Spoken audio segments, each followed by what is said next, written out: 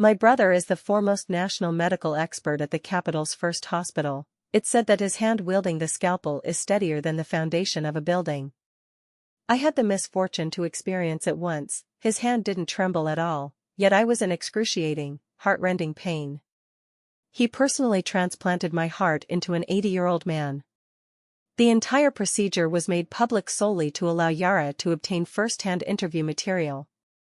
The silk scarf covering my face was my last shred of dignity. In the moment a gentle breeze lifted it, he suddenly froze. Nathan couldn't believe that I, who had always been most afraid of pain, would sign an organ donation agreement. He lunged forward, desperately trying to mend the hole in my chest, but it was already utterly empty. "Brother, you used to always scold me for being heartless. Now I truly have no heart, and it was you who dug it out with your own hands. Are you satisfied?" The beam crushed my legs. My lower body was already numb from pain, and I couldn't crawl out of the ruins. Blood flowed continuously from the corner of my mouth, and my consciousness began to blur. The surroundings were pitch black. In the quiet environment, I could clearly hear my own heartbeat, terrified that I would die just like this. If only my brother were here, as long as I had a breath left, he would surely save me. I tried to calm myself down to conserve energy. Sure enough, a faint light approached from not far away. It was my young assistant, Liz. The girl fresh out of school was struggling to lift a heavy concrete slab, her hands covered in blood and dirt, her knees bruised purple from knocks. "Anna, are you okay?" "Anna, it's all my fault, I dragged you down. I couldn't help you save people, and instead, you had to save me." The little girl cried breathlessly. Sounds of heavy objects falling came from around us. I realized aftershocks might come again. I swallowed a mouthful of blood and spoke with difficulty. "Liz, go find the crew to rescue me, and bring a doctor along. Don't lose the stone I gave you, it's a gift for my brother." She nodded while crying, then shook her head immediately. "I'm not leaving, I want to stay here with you." The blood from my lower body had already spread to my chest, and the soil was filled with the smell of blood. I tried to move my toes but found they no longer responded. Another heavy object crashed down, blocking the gap Liz had painstakingly cleared. The situation was dire. If another aftershock came, we would surely die. I tried to slow my breathing and solemnly told Liz, "Have you forgotten? Your sister Anna's brother is a doctor. Their medical team has arrived in the disaster area today. As long as you find him, I'll be saved." Liz nodded frantically. "I know, he's the foremost national medical expert and can surely save his own sister." "Anna, hold on, I'll go find him right now.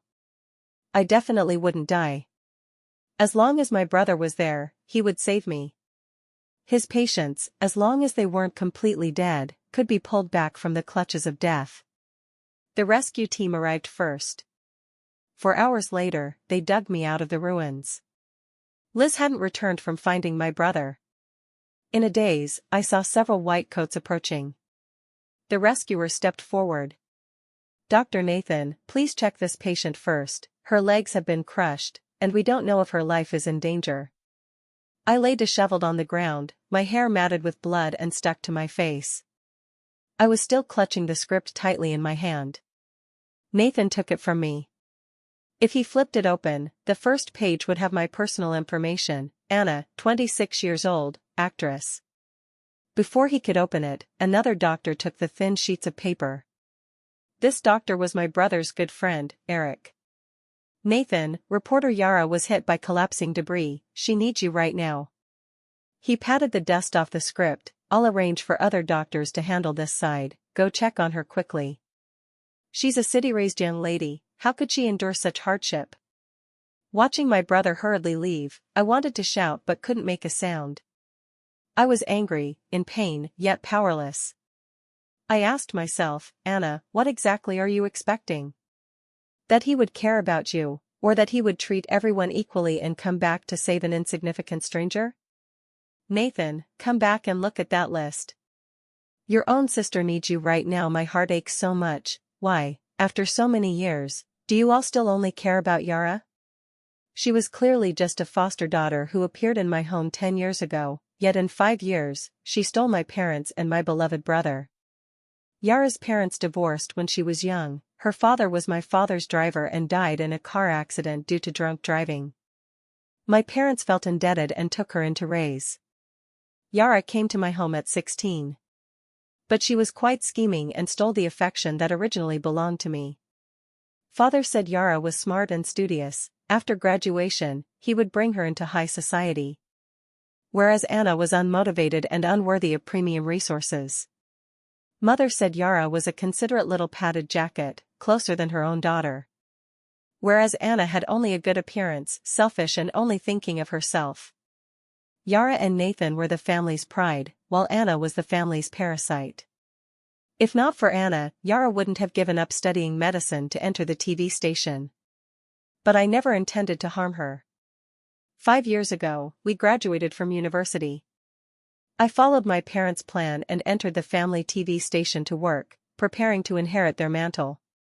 Yara, however, because her hospital internship was too tiring, deliberately invited me out to play.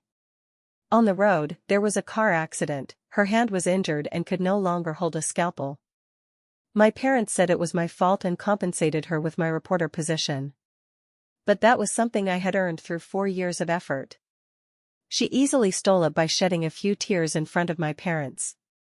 I went to my brother to complain. Nathan, however, said I was being unreasonable. Anna, our whole family owes Yara. If she can't hold a scalpel, her latter half of life is ruined.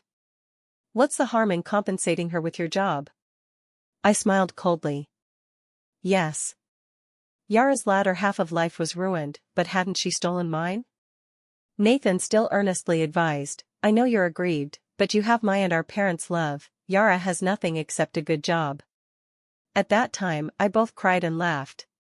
So they hadn't felt aggrieved for me at all, nor did they think they owed me anything. Instead, they were disappointed in me. Seeing that I still wanted to explain, Yara, lying on the bed, forced a smile that seemed as if it would shatter with a breeze.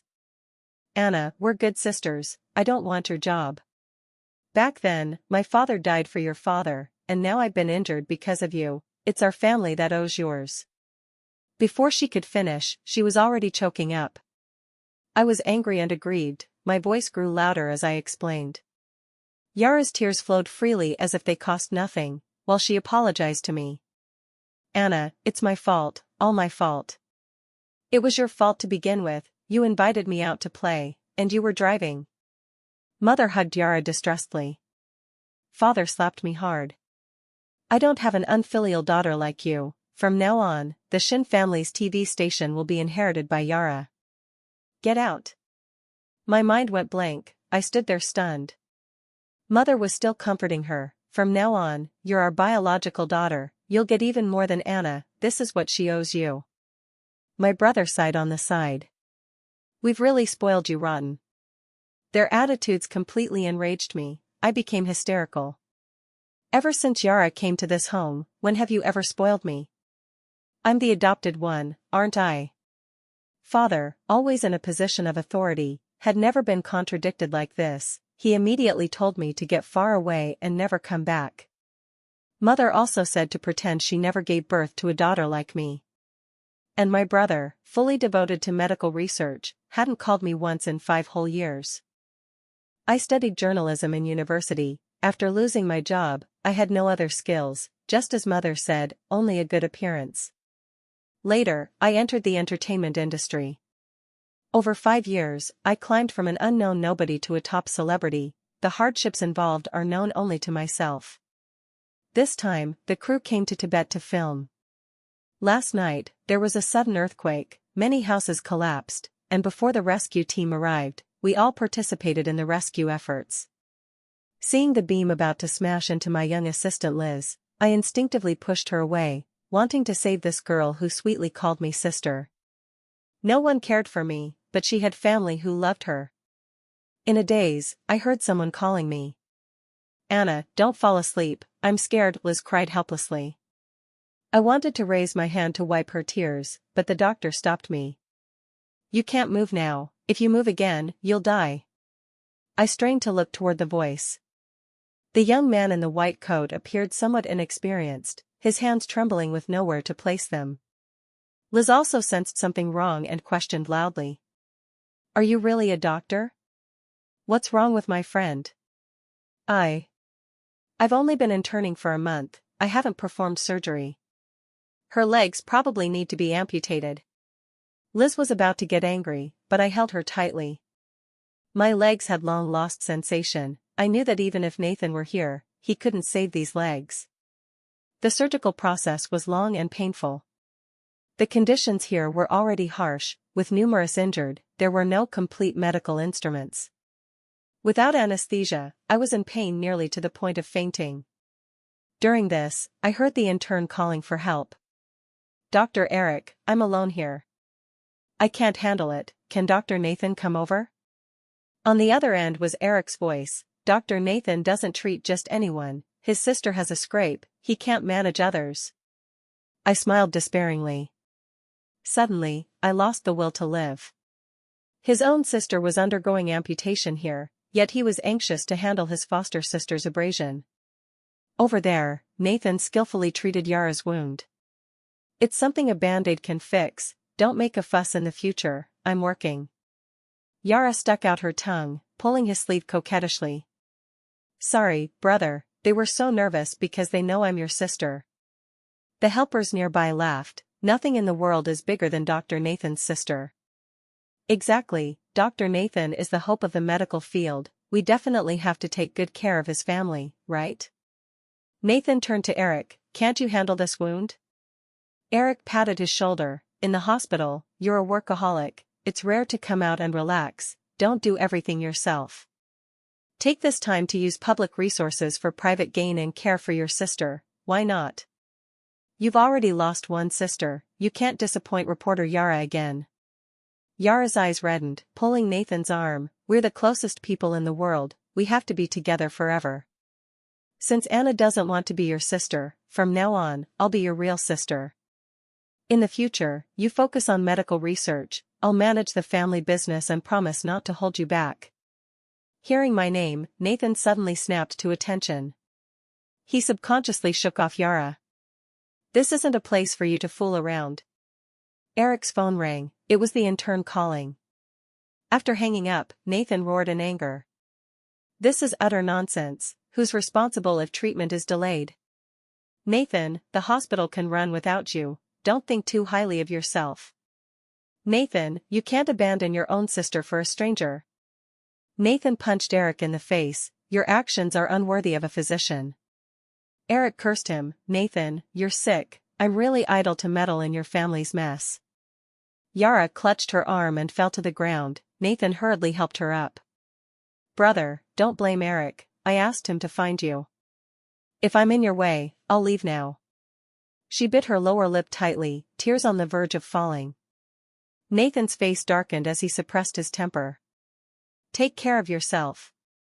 He picked up the medical kit and walked out. Eric quickly got up and followed, "I'll go with you." 2 hours passed, the surgery continued, but I was already hallucinating from the pain. Shadows flickered ahead, I subconsciously tried to grab them. "Dad. Mom, have you come to take me home?" Liz patted my face. "Anna, hold on, the surgery is almost over. Why is my body temperature getting lower? My breathing grew weaker." The intern suddenly cried out in terror, "Oh no, the patient's blood vessel has ruptured, I can't handle it." He seemed more panicked than I was, standing there unsure where to start, just quietly watching me bleed. Liz lay on me, crying into a tearful mess, but I could no longer lift my hand to comfort her. Footsteps approached from afar.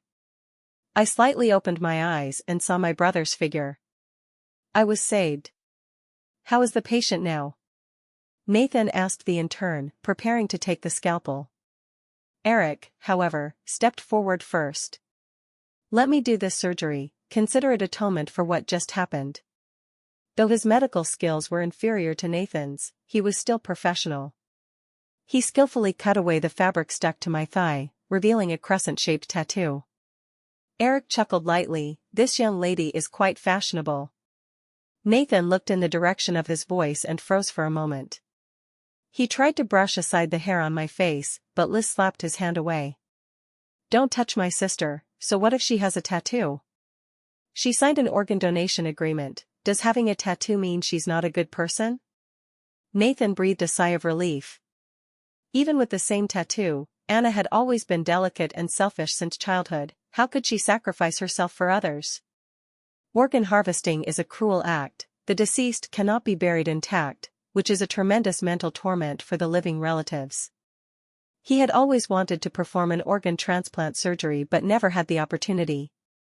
The surgery here continued. Yara approached with a microphone, followed by 2 cameramen. The live broadcast had begun. Brother, an elderly man was rescued from the ruins over there, you need to check on him. Yara smiled elegantly at the camera. Nathan glanced at the person lying on the ground, he wasn't needed there for now. Brother followed Yara away, his figure disappearing. A tear slid from the corner of my eye.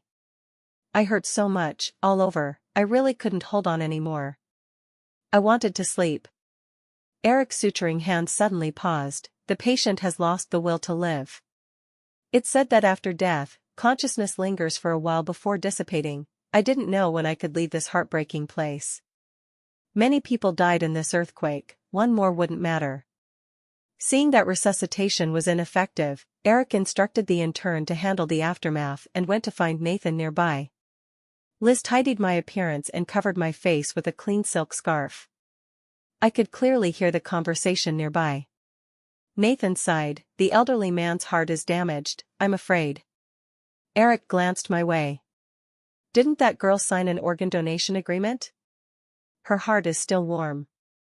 No, there are no medical conditions here. Saving a life is better than building a 7-story pagoda. Treat a dead horse as if it were living, moreover. He suddenly approached Nathan, this is an excellent practice opportunity.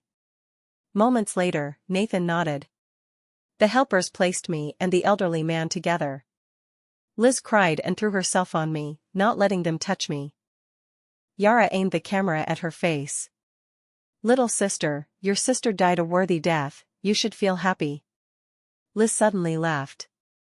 Ha ha ha, you bunch of executioners, murderers. She gave Nathan a weird expression. Dr. Nathan, I wish you surgical success. Then, Liz pocketed the stone and disappeared into the crowd. The makeshift operating room was quickly set up. Yara entered with the cameraman. Brother, can I live broadcast this surgery? With this news, I can become station director when I return. Nonsense. Surgery requires a sterile environment. We definitely won't disturb you, Yara said aggrievedly. Eric patted Nathan's shoulder. From the moment we decided on this surgery, win or lose, we've already won. Bringing your sister to fame is killing multiple birds with one stone. Nathan said no more, turning to prepare the medical instruments. Everyone took their positions. I lay naked on the table. Eric prepared to lift the silk scarf from my face, but Nathan held him back.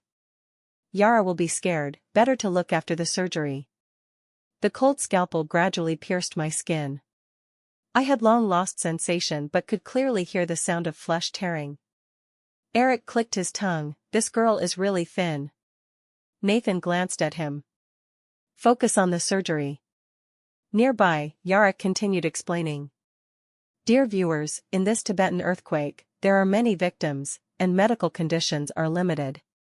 Under such harsh conditions, my brother, the foremost national medical expert Nathan, will complete a heart transplant surgery here. Let's wait and see. As the surgery progressed, the live audience broke 100,000, a million, 10 million. Yara watched the rising numbers, her eyes filled with uncontrollable excitement. Her body kept inching closer to the operating table. The viewers were also thrilled by this thrilling surgery. Dr. Nathan is amazing, he rushed to the disaster area at the first moment, and in such harsh environments, he's willing to save an 80-year-old man. I heard Yara is the Shin family's foster daughter, seems she's inherited the Shin family's excellent genes. Don't say it so definitively, isn't Anna also a Shin family member? She can't act in many dramas a year and still acts like a diva. I heard her crew is filming here too. She's probably scared by the earthquake right now, hiding in some mountain gully.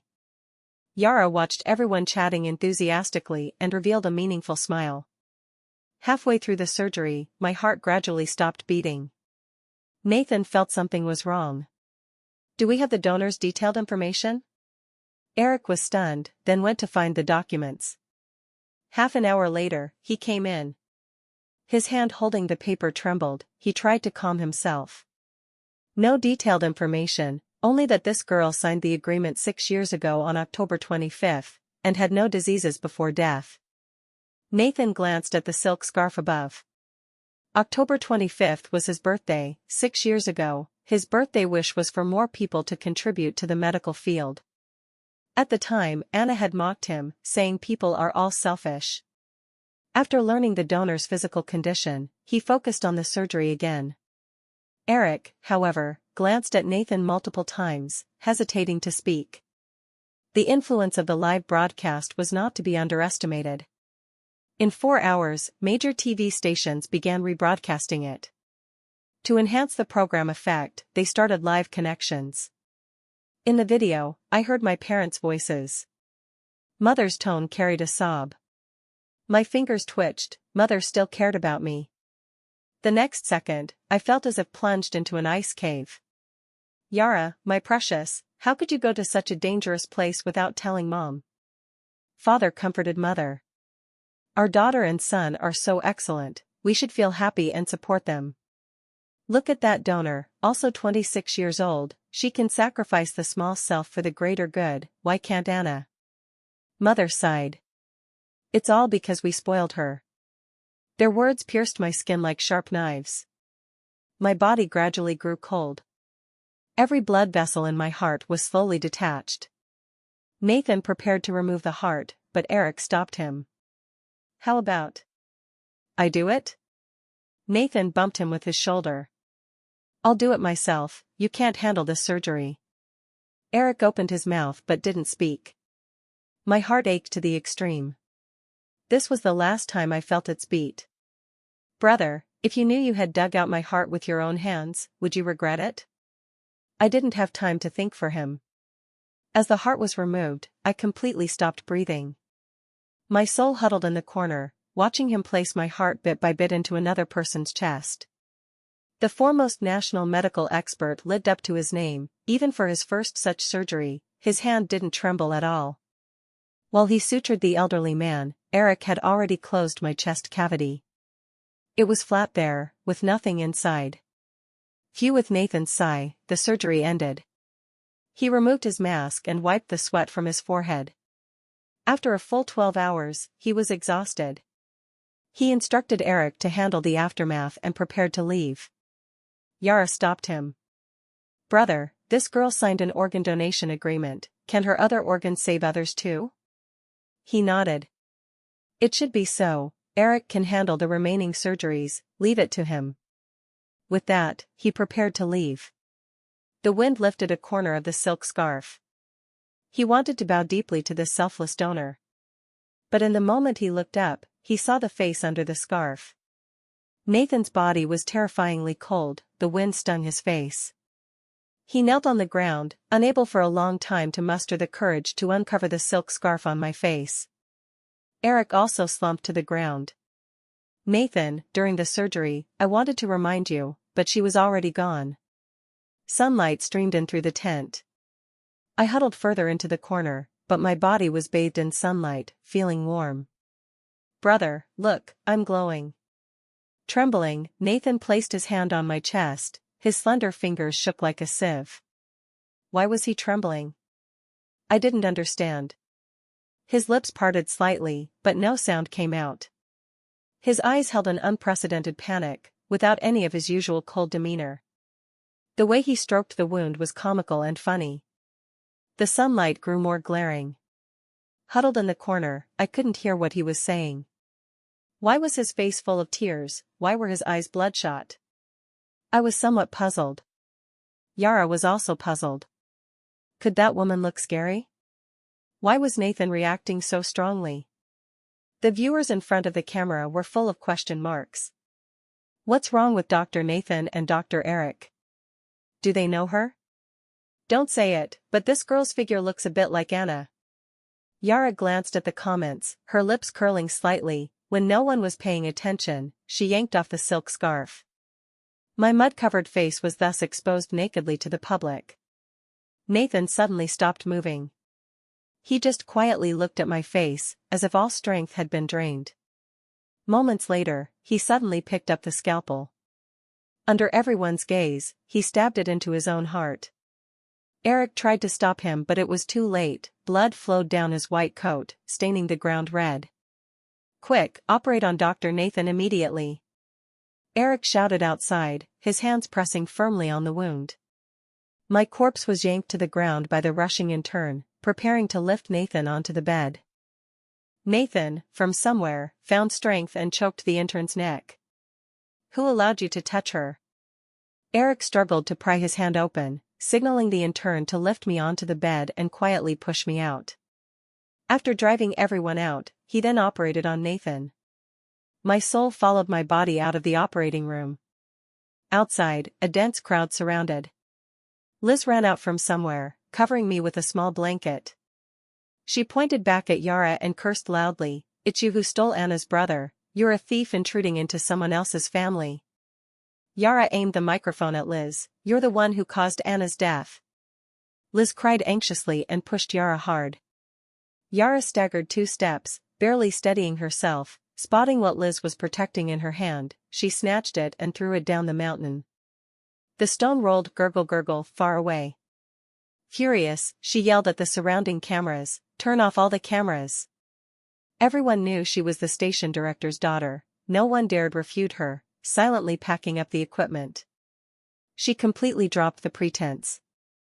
Stepping forward, she grabbed Liz's hair, slapping the girl's face repeatedly.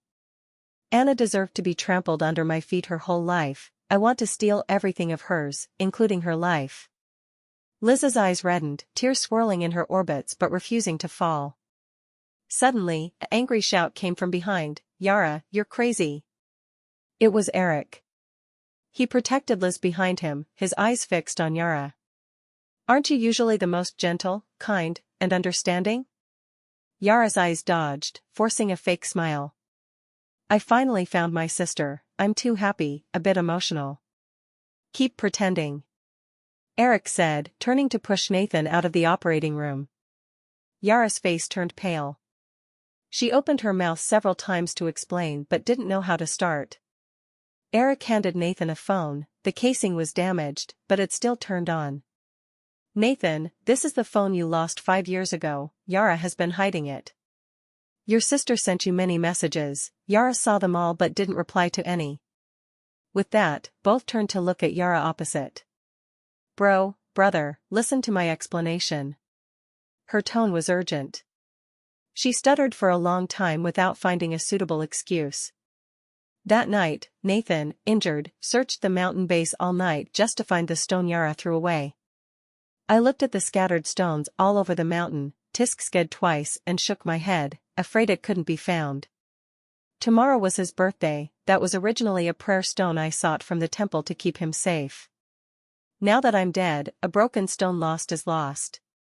For 3 whole days, Nathan turned over stones big and small but didn't find it. His wound split open time and again. Yara came to dissuade him but was pushed away without hesitation. Only when our parents arrived did they pull him away. Mother's eyes were red, crying breathlessly. Father, usually spirited in business, now looked haggard. The 2 of them threw themselves on me and didn't get up again, changing my clothes, grooming me, cleaning my mangled severed legs. Since learning I was Nathan's sister, the doctors no longer eyed my body. I felt a bit regretful. The little girl who kept crying needed corneas. Maybe I could still help her. Brother was too mean, depriving me of the right to save people. After tidying up, they took me to cremate. Behind knelt a middle-aged couple, about the same age as my parents. The man knelt with a thud, heavily kowtowing on the ground. "Thank you for Dr. Nathan's sister's heart saving my father. We'll never forget your great kindness." Then he grabbed father's hand. "Mr. Robert raised a good daughter. Without the Shin family's good family tradition, my father wouldn't have such a good opportunity." I smiled. Father must be overjoyed. In the past, whenever someone praised us, saying he raised good children, his mouth would curl up high.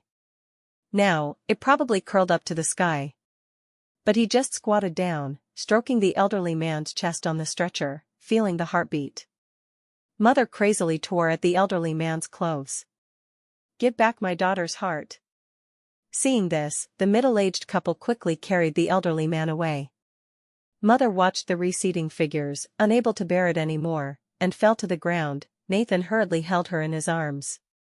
She murmured, her voice almost pleading, "Give back my precious, please give back my precious." The staff wanted to push me away, but Mother held on tightly, refusing to let go. She was on the edge of collapse. "Precious, get up, you're joking with Mom, right? Let's go home, okay? Mom will make your favorite sweet and sour ribs, all for you, not for Yara." With that, she seemed to realize something. "No Yara, there won't be this person anymore. From now on, home will have only you as the little princess, the TV station is yours too."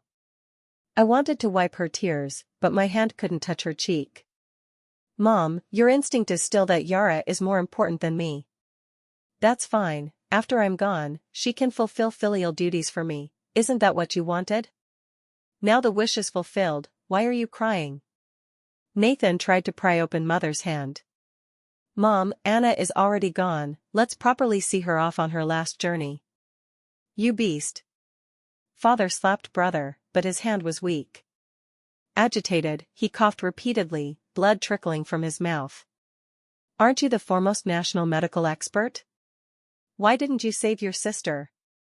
She admired you most since childhood, yet you dug out her heart with your own hands, you killed her yourself. Give back my daughter." Nathan knelt on the ground, letting our parents curse him.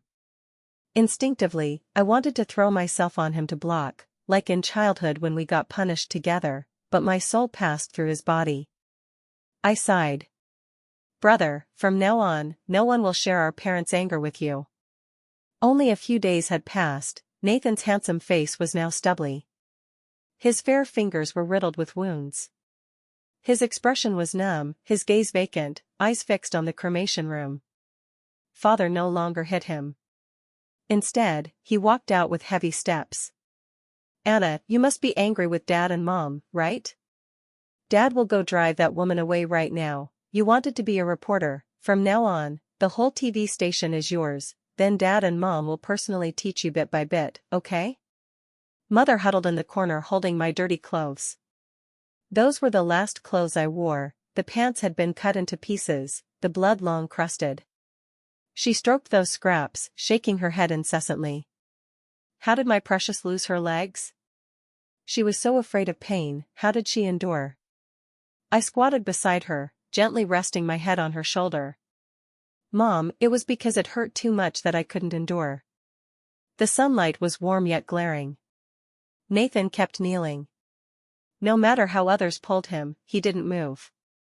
Listening to Mother's lament, tears fell heavily to the ground. After a long time, the cremation room door opened with a clang. Nathan's knelt legs were stiff, his fists bleeding from pounding the ground.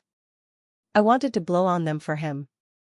A gentle breeze blew, dissipating some of the stinging pain on Nathan's hands. "Between siblings, there's no overnight grudge, since you know you were wrong, I'll forgive you for always yielding to me in the past." The next day, we boarded the plane home. Yara had been unilaterally declared expelled from the Shin family by our parents, the TV station also fired her. I was held by my brother, Liz followed closely behind, holding a large black umbrella. I lay on my brother's shoulder, peacefully closing my eyes. He patted the box. "Sleep, we'll be home after a nap."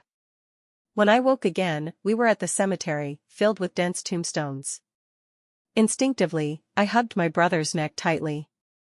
This place was eerie and terrifying. "I don't want to live here, they really don't love me anymore, they won't take me home." The group walked to an empty monument covered in flowers. I was placed there. In front were all the fruits and snacks I loved, but I couldn't taste any. After settling me, they left leaning on each other, turning back every 3 steps. Their figures grew farther. This time, I couldn't follow them. No one saw the stone and string of Buddhist beads buried under the tombstone. Anna's perspective. Enveloped in faith, Mount Kailash is legendary as the sacred mountain at the center of the world. Relatives pray that souls on the rebirth stones can ascend to heaven.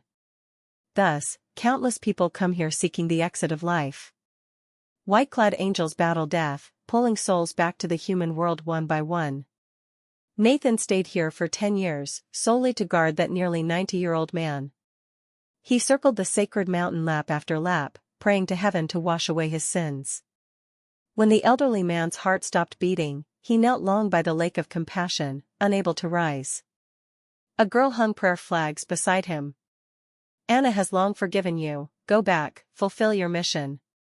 Nathan trekked over mountains and through waters, step by step walking his sister's path. Along the way, he saved many people and witnessed others' departures. On his birthday, he went to the organ donation center. He fantasized about what his sister was thinking 18 years ago when she signed.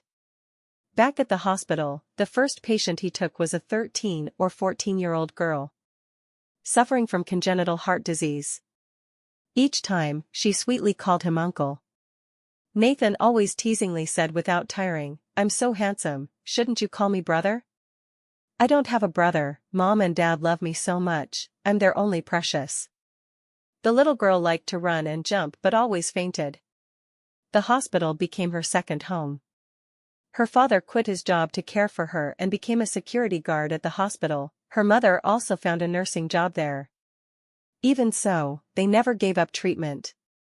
The Shin elders donated all their money to this little girl, but her parents politely refused. "We can't repay your kindness, no matter the future, our family will always be together." The little girl stayed in the hospital for 10 years, Nathan accompanied her for 10 years. At the bedside, the little one spoke with difficulty. "Brother, if I die, can I save more people?" Nathan, through the thin blanket, stroked her heart area. "Brother won't let you die."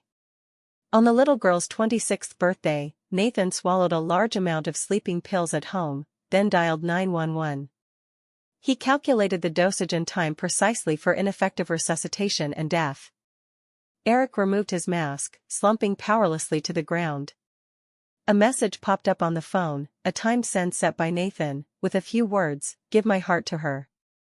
The nurse muttered softly, "Dr. Nathan must be obsessed, hearts aren't just given like that, matching isn't certain." Eric put on his mask again, "Prepare for surgery." The surgery went unusually smoothly, the heart had no rejection. After discharge, the little girl held the urn and buried him in the pre-prepared cemetery. There, 3 monuments stood neatly already. The little girl offered flowers to each. "Brother, you can reunite with your family." Nearby, a woman stood long under a black umbrella. Before leaving, she smiled slightly at the little girl. "Congratulations on your rebirth." "Thank you." The two left in different directions, those left behind stayed forever in place.